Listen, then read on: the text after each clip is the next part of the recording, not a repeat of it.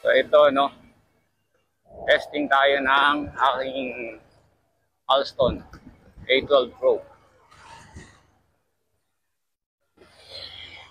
So yan problem lang dito, maluwag na alog dahil yung, oy, maluwag na nga.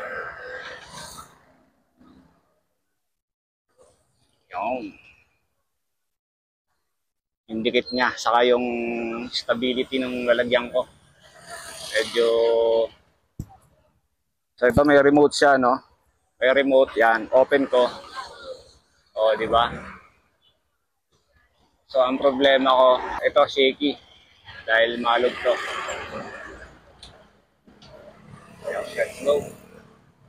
Slow it. Siyempre gamit kong motor, TVS Ender 1.1. Ang partner ko sa aking mga biyahe, sa pagbablog, pagmamotovlog, at pag-endurance. Ayun. Tapos natin konti. Ayan. Enter natin. So yung screen ko sa harap, meron siyang timer display niya. So 1 minute para kahit paano hindi ma-consume sa baterya. So external microphone. So yun, isa yun sa i-check nyo.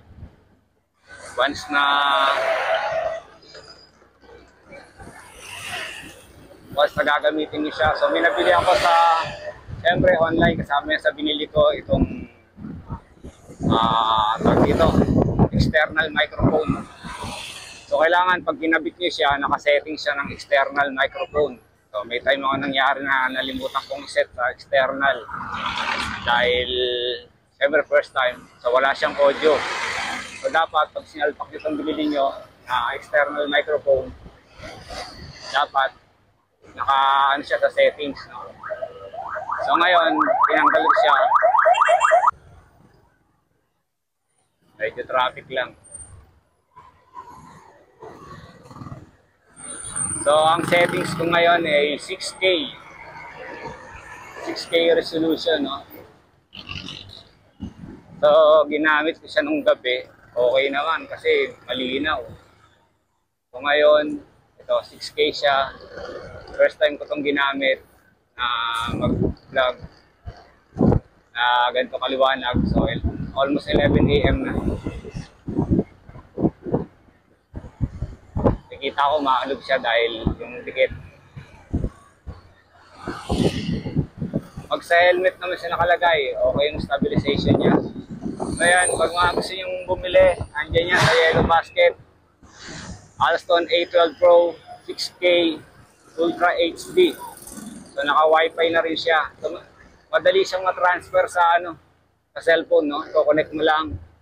I-download mo lang yung apps, then pwede mo siyang ma-play, ma-view yung kanyang video, as direct download na pwede. So ngayon, ang gamit kong microphone ay yung, siyempre, nabili ko rin sa TikTok. Naka-connect dito sa aking cellphone.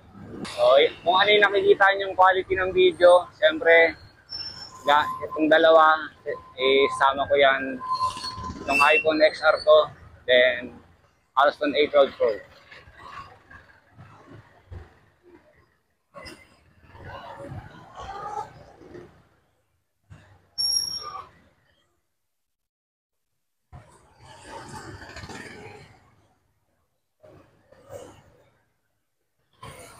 Shoutout Exterior Philippines Premium Lubricant para sa performance ng inyong motor. Exterior Premium Lubricant.